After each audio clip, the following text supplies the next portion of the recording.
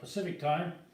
Got a few questions on saws we'll go over first, and then I want to show some of my collection, and a couple of other viewers have sent in their collection pictures. We'll take a look at those too. And let's go with the first question here. Question is on that new Steel 400. They want to know what do I think of the Steel 400. On all new saws that come out, what I've always done is to get it in a professional cutter's hands and you let them give it a run, maybe for 2 weeks, see what their feedback is. And then what I like to do on all the new models like that is good morning out there. How you doing, Frank? I like to get it in their hands, and then I will take the saw and I will tear it all the way down. I mean, tear it down, right down, crankshaft, everything, and inspect it and see what kind of shape it's in. Hi, Bradley, how you doing? And I tear it down, inspect it, and I go over with steel. And then, good morning, good morning. Is the audio working, everybody? Can you hear okay? We're doing okay? Hey, Ben. Anyway, we do that. Tear it down, make sure it's all in good shape, and then we talk with steel and get some feedback. Then these saws are so new that it's hard to say. Audio's great. Okay, we're good. That's the only way you really know, if it's a good model or not is how it performs and what the professional guys think of it. And usually in 2 weeks, if there's any little bumps in the road or anything with the saw, usually it'll start to show up as far as looking how good the air cleaner is performing, dirt in there, and debris, and then the run characteristics. We can plug these in and see what they're doing. But anyway, that's what I like to do. As far as having a plus or minus, good or bad, I don't have anything on that yet. And I do have, if any of the Super Pro 125 guys out there have got any extra bars, I told them I'd mention this, get hold of me, and I can relay it to one of my customers. He's looking for a longer bar, probably at least a 42-inch, preferably a roller nose bar, put on his Super Pro 125. I don't have it anymore. I used to have stacks of them, but I don't have that anymore. And in TK, he's looking for a starter assembly for his Steel 064. If any of you guys got any 064 parts out there, give me a shout and we'll see if we can't get his saw up and going for him. Question on the being able to tell a 372 X torque from the XP model. It's very easy to do. Looking for there it is. This is a 372 right here, my demo model I call it. Cylinders falling apart. 372. If it's a 372 XP, your ports are cast into the cylinders, transfer ports. They are cast right into the cylinders. On the X-Torque engines, there is about three or four little screws that hold a little plate in place. And that's so they can do their high performance porting on that to turn it into the X-Torque. So that's how you can tell. And I used to, you guys may remember, I used to take a X-Torque, brand new one, back when we still get the OEM 75cc cylinder and pistons, and I would strip it down an X-Torque, brand new, take those parts off, piston, piston, carburetor, take it all off, and then put a 375 engine on that, ported and everything. Man, oh man, what a saw. But that's how you can tell if somebody, and also Husqvarna and Steel both are very proud of their cylinders, and they will usually say Mallory. Just a minute here, I would love to hear you discuss tuning by ear. Okay, we'll talk a little bit about that. The X-Torque, I would tear it down and put all new 75cc and port it and everything, and it was just a great saw. Well, Husqvarna decided to quit making that 75cc engine. You can still get the 72cc engine, OEM, and then again, Steel and Husky are very proud of those cylinders, and you will see markings on Steels. It'll actually probably say Steel. Husqvarna doesn't say Husky, but they'll say Mallory or something like that. I always steered clear of the aftermarket cylinder and pistons. You know, you can pick those up on sale. I've seen them on sale for 20 bucks, and you know, that's what you're getting. 20 bucks of headache. But anyway, it's worth putting a 346 cylinder on my 350. You know, there's all kinds of different things you can do on the saws as far as upgrading, more power, more performance. What you need to do before you start changing parts out, there's a couple sites where you can compare components to see if something will fit onto a, say, a 350 Husqvarna, the 346 cylinder. If you will do the parts research, check the part number for the crankcase and the crank shaft. If those interchange with either of those, more than likely you can change out the top end and come up with a real high performance saw. That's how I used to do my homework before I would do a lot of exchanging of parts to make sure that it did fit. You're welcome out there. Anyway, that's another shortcut to finding what fits what. If you will, and if you got questions on a fuel tank, fits from one model to the other, Steel or Husqvarna, just punch the part number in, and usually the sites will tell where used, and then you can tell. And that also helps onto the exchange of the parts without having issues. Got a John Deere, got a hard time finding out. Oh, but you disappeared there, sorry. Okay, just a minute here. Let me look at another question here before we get into looking at the saws. Hang on a second.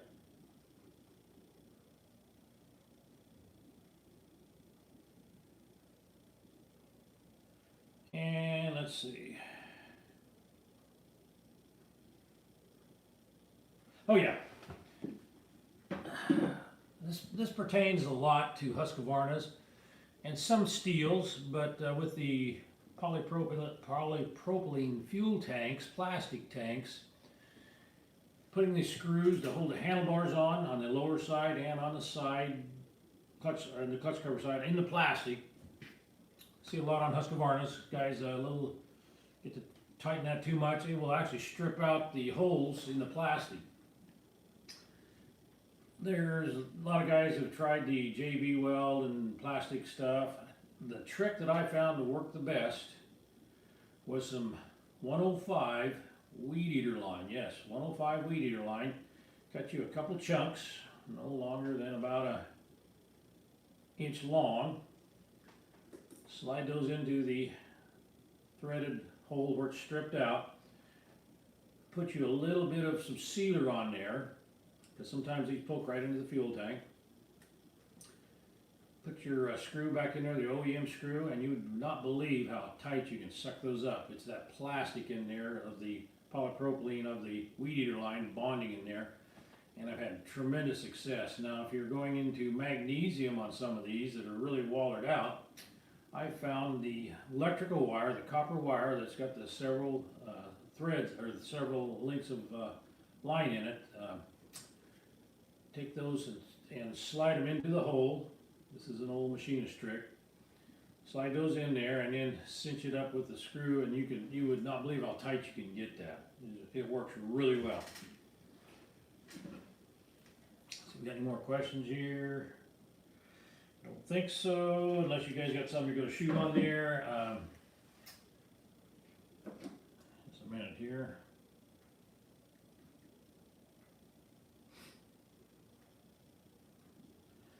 Look at Jason's chainsaw collection. A lot of guys got some really cool collections out there. This is some of his. That's a Skrunk saw chain bar oil lubricant can. That's really cool. And then there's some of his collection. Got some really good paper and the saws too. Got the manuals, very cool. And there's an old maul, it looks like, up there. Beautiful saw, very nice saw. Recognize those. Those are great saws. Worked on a lot of these before. Yeah, another great shot of his collection. That's looks like a 41 from the back. 41 over here. Looks like a little bigger, 51 maybe. Great saws.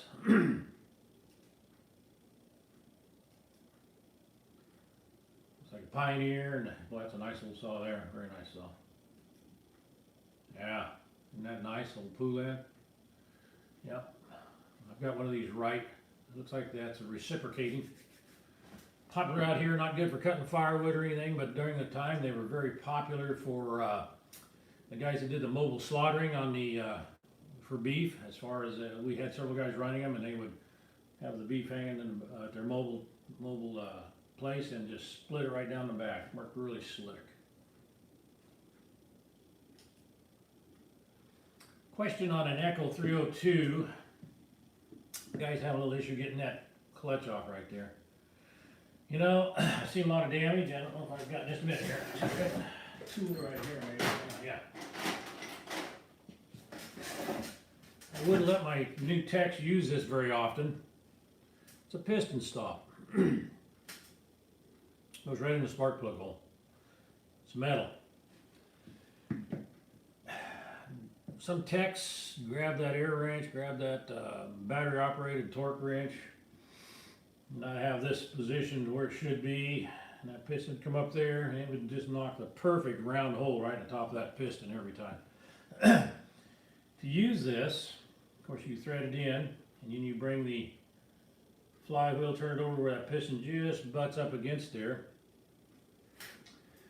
I don't have the correct tool right now. You might still be able to get it from Echo, but what you would do is get you a piece of steel, thinner steel, and you would hold that piece up against the clutch, put a little bit of grease where those holes are to line up the pins to release this. Release it, I mean you slide into the clutch and you use this for leverage. Your hand wrapped around there. And you would turn this clockwise, gently. You know, it's kind of scary anytime anybody tries to, they want to take their clutch off, they tell me they're going to take it off. Another way to do it is to take a piece of rope, starter rope, 10-15 inches long, loop in it, stick it in the plug hole, gently bring it up there, and then gently rotate that. No air wrenches, no torque wrenches, battery operated torque wrenches I'm talking. If it's quite still don't want to come with some pressure on it, I would recommend, don't do this at home and in your backyard, and don't do anything crazy. Heat from your little butane torch on the outside of it, of course. It'll loosen right up, and you may have to replace the clutch spring, no great loss, rather than replace the piston and cylinder. And let's see here.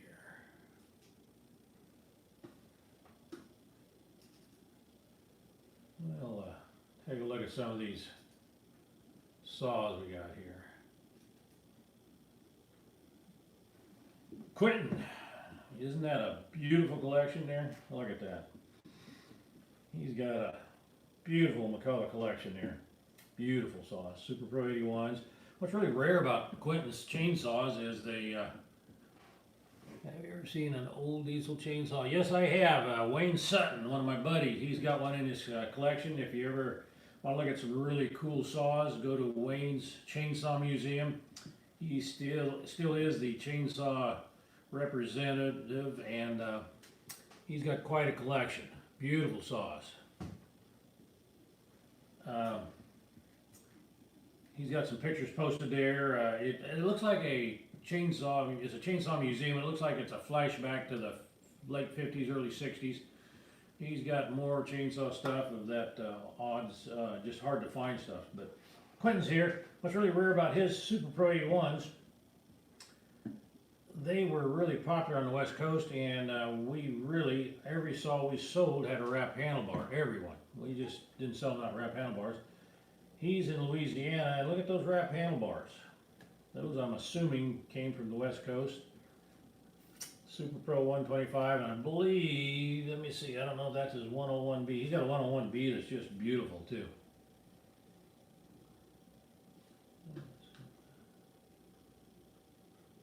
Oh, there it is. Wow. Isn't that beautiful? worked a lot on those, built a lot of those. We build those, and the guys would run the long bars. They'd put the nothing smaller than a 42 and usually 50-inch, 60-inch bar. They'd have a helper, and his job a lot of the time was to have a little pole, wooden pole, and of course those long 60-inch bars want to go like that. And he'd take a pole when they were making their cuts, starting their cuts. He'd hold the end of that tip of that bar up so you get a straight cut. That's how they did it, because those bars will droop down. Those starter housings, the timing was critical. We didn't have electronics, modules, or anything like that to get the timing dead on, and you'd get somebody that timed it and didn't get it properly. We had a special apparatus that we used. Had to get it dead on. If you didn't, when you pull on that rope, you'd know if you had it right or not. That thing would either rip the starter housing off or go right through your fingers and dislocate your fingers. I've been asked 1,000 times why I hold that handle out when I shut the saw off. This saw here is why. If you don't hold that handle out and that timing is a little bit off and you hit that switch off, that thing will grab the paws will grab that starter and just shoot that handle right inside your head. If you're hit you in the head, if you're standing over a little bit, it'll just pop that rope just like it's nothing. See more guys dislocate their hands and fingers with these saws. Man, they were fun to run. Longevity, and back then we thought it was great because these guys got paid for how much wood they got on the ground. One of those built brand new. We take a Super Pro 125 right out of the box, strip it down, do a little bit of modification to make the motor mount work, and sometimes we'd put decompression valves in them, sometimes we wouldn't. And I would say 3 months. That's about the life of that engine. And the guys were happy. And then they'd buy another one and we'd build it. But they were getting paid really, back in the 70s, some of these guys were making over $200 a day because they got paid by a scale of how much wood they got on the ground. And with one of these set up, you can see why they did it, because you can make a lot of money. Great saws, great saws. Oh yeah, Super Pro 80. Had a lot of those, mostly the Super Pro 81s. Everybody around a 125 or a 101B would have this as their little bucking saw, and they would put a 32, 36-inch bar, 404 chain, 63 gauge, handle it beautifully. And that's an 80 there, and look at that wrap handlebar. That is a super rare saw.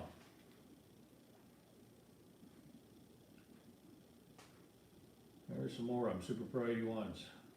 I love working on that saw. It's just a fun saw to work on. There's his 80s. Great saws.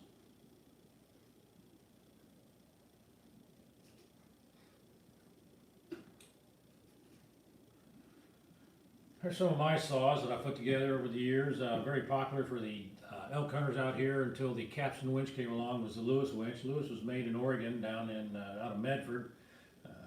Quite a guy. He was quite an innovator, and he made a lot of different things. Only problem is, several problems, of course, is the weight. You didn't want to pack this over the bank and head down there. But it was super popular and had different, you could mount it up to different saws, and it was very popular to do. Capstan winch came along and kind of took all that away. There's a race saw that I built.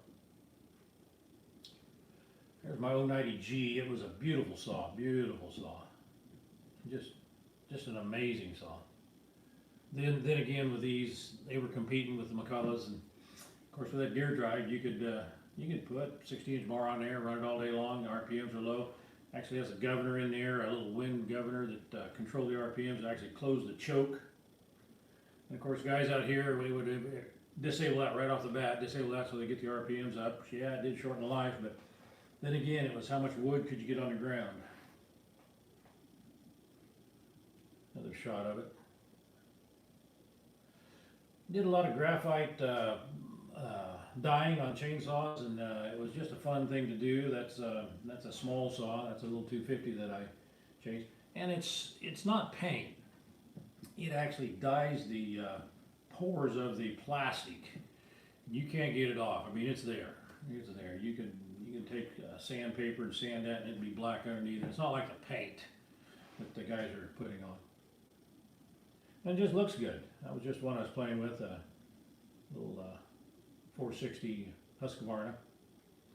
Top cover, starter, handle grip. One of my favorites was this one right here. It's of course a 372. Did the fuel tank, top covers. Just looks beautiful. Good color coordination. Husqvarna, change the color of your saws.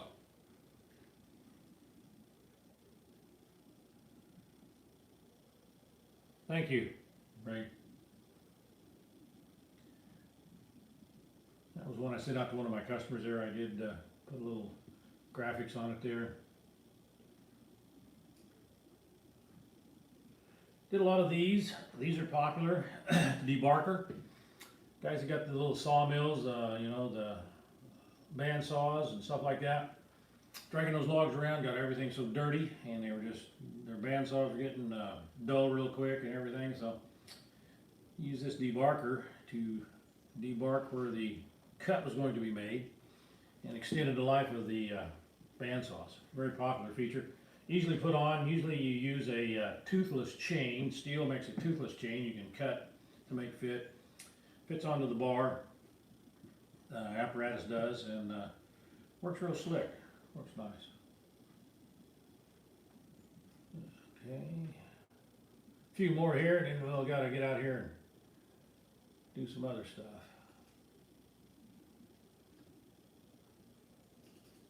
Scott's got a really nice saw. I worked a lot on these. That's that Mccullough 15. The way it come around was the Mccullough ended up with a bunch of engines that they couldn't get rid of. And so they built this frame. And all that holds that saw in there is about 3 bolts on the clutch side and a little bracket here and your throttle linkage. And that engine just falls out of there. It was a very brilliant idea, a way to get rid of some engines that they couldn't do anything with. Some of the guys use them for carts, but then there's only so much you can do with carts back in that vintage era, back in the mid-60s, somewhere in there. And so these things started popping up everywhere, and they usually ran a 16-inch bar. Some of them ran 20s out here. Got your little reservoir, oil and gas reservoir. Real basic, simple oil pump. Just a simple little chainsaw, and very reliable for that time, and so very popular. Ironwood, how you doing? So that's how Mccullough came about that. I've got a couple of them.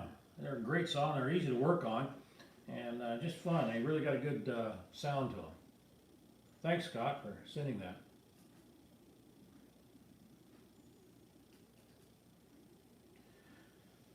This is Matt's, and you can look up here if it comes in pretty good here. You can see a nice split Widowmaker here hanging over what he's working on here. Look at this big old burl. Big wood. And there's a couple of his saws. Aren't those beautiful? Beautiful chainsaws. That's some nice wood there. $3.95. That's a beautiful saw. It came around after the 394. The 394 proved to be very popular and was around for a long time. They did a great improvement on it with the 395. You can see that tall, heavy-duty filter system on it. Beefed up the crankcase, changed a few things on it. Put the carburetor, so they were having issues with the manifold carburetor, vibration, brake manifold. They rubber mounted that carburetor to take that vibration out. Made a big difference on that end of it. They did have some, on the 394, issues with the crankcases cracking. They did put some more struts in there. Did some mount changing on it. And boy, it's been a great saw. That's one of those saws that it's a legend. It just runs and runs, no issues to speak of. There's a great saw there. Isn't that beautiful? Beautiful saw.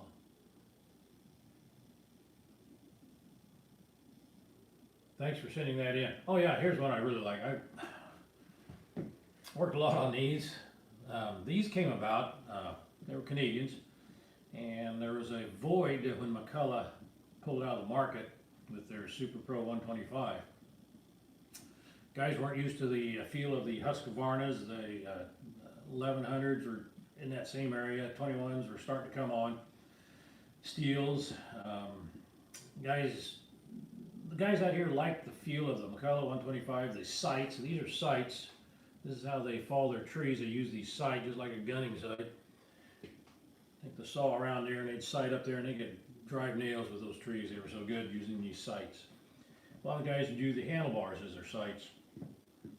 This saw came around and we put a few out, and the guys swore it felt just like a Super Pro 125 as far as the sights on it and the feel, just the feel. That's all they were after. Saws had a lot of issues. Cylinders were just, boy, it was tough. Cylinders wouldn't last very long. When it ran beautiful. It had reeds. The complaints, one of the biggest complaints I got on these models, P41, P42, right up till the end, all of them was the idling. What happened was the saw would be idling there, and it's fed by reeds on the behind the manifold. Little bubbles of gas would build up there, and they would grab the saw, and that would loosen up those little bubbles of fuel, and it would die every time. Die every time. That's yours there. That's yours, Bradley. Beautiful saw. Some of them would run forever, and it's really weird. Some of them would run forever, and in the others, you couldn't get those cylinders in the professional market. Now I'm talking professional guys using this every day. You couldn't get those cylinders to last 2 days. Tried everything, and the bugs kind of worked out, but then Husqvarna took hold, and Steel took hold, and of course Husqvarna bought out Pioneer, Partner, where they were both Pioneer and there was Partner, and Husqvarna bought them both out and shut them down. That was it. But just a fun saw to work on. You could have that cylinder off of that in probably 3-4 minutes. You could have that thing stripped down. Very easy to work on. Now the air cleaner, he's got this air cleaner, and there were several different versions of this air cleaner, and that was all, and the sticker, the high performance sticker. Thanks, Wayne Sutton. That was your, you helped a lot with old Claire Johnson on this. If you didn't know, Wayne was a dealer up there in Amboy, Washington, and the saws, the way I understand it, the saws would go to Wayne Sutton. He would put the stickers on, and the air cleaners, there were different versions of air cleaners they put on there. And then they sold them as the West Coast edition. It was marketing, plus it did help. The original air cleaner was just that flat air cleaner, and it just didn't work. This filtered good, and then guys out here are also making V-stacks, velocity stacks. I made hundreds of them. And you would put a V-stack on there with a foam filter. That's why you see those every once in a while. And just increase the performance of this saw. Like I said, the drawbacks, of course, were the idling. And you'd either get a good cylinder or you wouldn't. But that's a great saw for your collection. Super rare, super nice. Manual oiler, automatic oiler. Issues, another issue was where this tank, and I've had guys talk to guys a lot about this. The crankcase splits apart, and the only way they could make that was they had a little metal plate in there to separate the oil from the gas reservoir, and it was just epoxied in. With the retainer on the end of your oil cap, you got your oil cap, and then that little chain with the little retainer in there. Guys would reach in there to pull it out, and they kept doing that several times, and they would dislodge that plate. And then the complaint would be the saw would start smoking excessively. Well, what it was doing was mixing the gas and the oil, and you were getting more oil than you should have. Yeah. Bo, you had a Partner 540. That was a great old saw. So anyway, that was an issue, and Claire Johnson, which was a friend of mine, was the guy that distributed these. He used to work for Carlton Saw Chain, I believe it was. He worked for Scotsco, Carlton, and he opened up Pioneer Northwest. We came up with the fix of flushing out the system. I want to see him, Brian. Flush it out real good, clean it, and then you would get that little metal plate. You could get it out, clean it, take all the epoxy off, re-epoxy it there, and you could actually reach in there with a couple of little doctoring tools and push it back in place rather than split the case. A lot of guys are splitting the case, and that's a little bit of a chore on this saw. I mean, time-wise, But anyway, that came out, was a good fix. So if any of you guys are on the P41s, the 6 cube, 4 cubes, if you're getting oil and gas mixing, you don't really need to split the case. Just contact me and I can give you a few pointers on how to change that and get your saw back to where it's not smoking. Anyway, thanks for sending that saw picture in. That's great. Look at that. Isn't that beautiful? We'd also take and port these exhausts. We port them right here and here. And we would deck the cylinders, do the porting on them. They ran good. They really did run good. But also, and you should never do this. This is something you never do at home. Oh yeah, yes, very powerful saw. Also, what we would do is, and you shouldn't have, like I said, don't do this at home. We would, for some of the guys wanted a really quick response for limbing and stuff like that, we would shave the flywheels, lighten them up. Never do that at home. That flywheel can explode, and so you don't want to do that. But anyway, that was some of the trick work that was done years ago. Thanks for sending those pictures in. And if you guys got some other pictures you want to get your collection out here, I'll more than gladly put them on. It's a lot of fun to do. This is a rare one. This is John's. You know, out here on the West Coast, you just don't see the XPGs.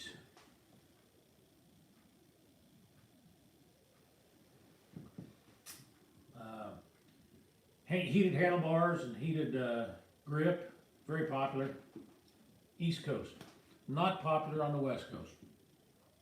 Temperature wise, truthfully, over the last, I don't know, these are around back in the late 70s, early 80s, you could get heated handlebars. Partner actually had one where the exhaust, they piped from the exhaust, a little tube that wrapped into the handlebars and piped around, and it was exhaust heat, and it worked, but it was just too hot.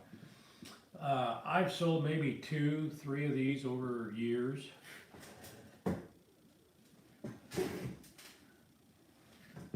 Anyway, out here you just don't see them. I actually got my hands on one here a while back, and I did some trick work to it for one of my buddies, Bob Smith, a great friend of mine. I made it up because he gets a little cold out there, and so I mean, I can see the value of it. It's definitely a good way to keep your hands warm, and I would think it would help with the circulation in your hands, but guys out here just never would get into it. But that's a very rare one there. Thanks for sending that in, John. And there's a badge on it. It's the real deal.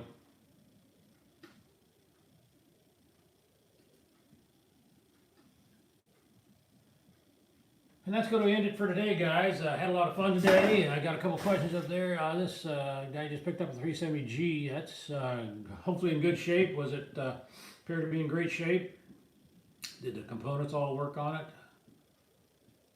Let's see what else we got. You got anything else out there, guys? Well, I'm going to wind her down. Oh yeah. Thanks, Ironwood. Do have a very nice.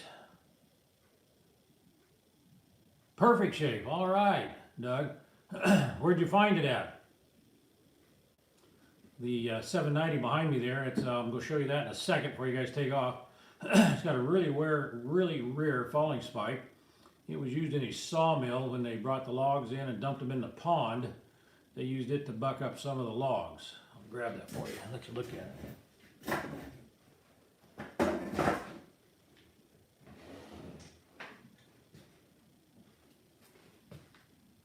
Look at those. That's some wicked spikes. Heavy duty. Okay, guys. Had a lot of fun today.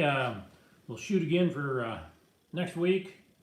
And you know how to get hold of the chainsaw guy.